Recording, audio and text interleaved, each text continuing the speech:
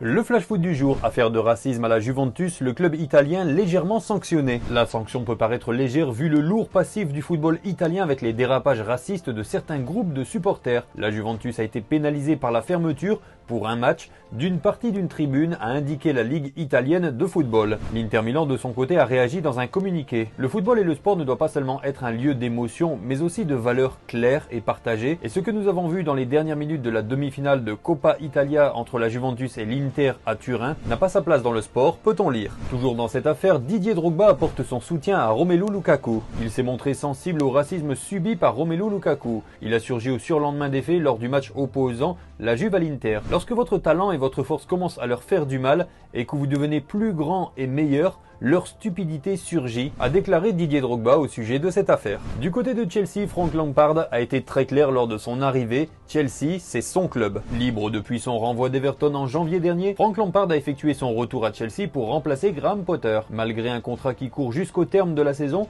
l'entraîneur anglais n'a pas caché sa joie de retourner à Stamford Bridge. Je ferai de mon mieux, puis nous verrons ce qui se passera. Je suis excité car il y a beaucoup de joueurs très talentueux, a-t-il indiqué en conférence de presse. C'est facile d'accepter ce travail pour moi, c'est mon club. Pour rappel, Lampard demeure le joueur ayant marqué le plus de buts dans l'histoire des Blues, avec 211 réalisations en 648 matchs entre 2001 et 2014. Prêté à Galatasaray depuis le début de saison, Mauro Icardi veut rester. Je veux vraiment rester à Istanbul. À Paris, j'étais avec les meilleurs du monde, mais je n'ai rien entendu dans la rue.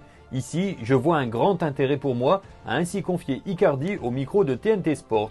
Dans le même temps, le média italien Calciomercato annonce que les dirigeants de Galatasaray prépareraient une offre comprise entre 10 et 15 millions d'euros pour conserver définitivement le joueur, affaire à suivre. À Leicester, un prix a été fixé pour Maddison. À la lutte pour le maintien, Leicester ne bradera pas ses meilleurs éléments, même en cas de descente.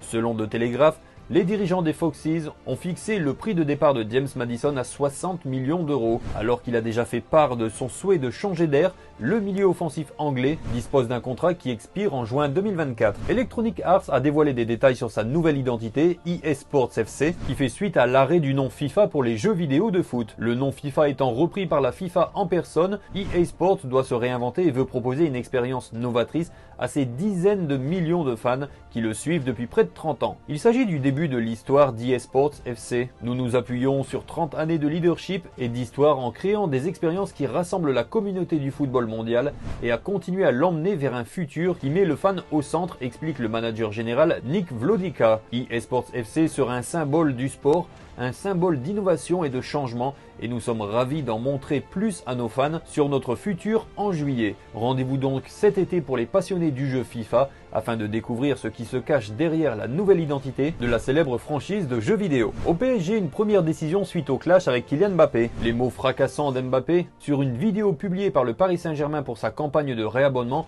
ont fait réagir le club de la capitale. Kylian Mbappé a poussé un énorme coup de gueule dans un message écrit sur Instagram.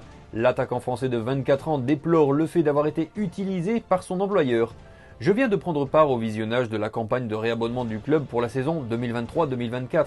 À aucun moment je n'ai été informé. Voilà pourquoi je me bats pour les droits sur l'image individuelle. Le PSG n'est surtout pas le Kylian Saint-Germain. Paris, en réaction, a décidé de retirer la vidéo postée sur YouTube. Vidéo non disponible, a indiqué alors le site en question. Une mise hors ligne qui n'aura finalement pas duré bien longtemps puisque la fameuse vidéo est de nouveau accessible pour le grand public.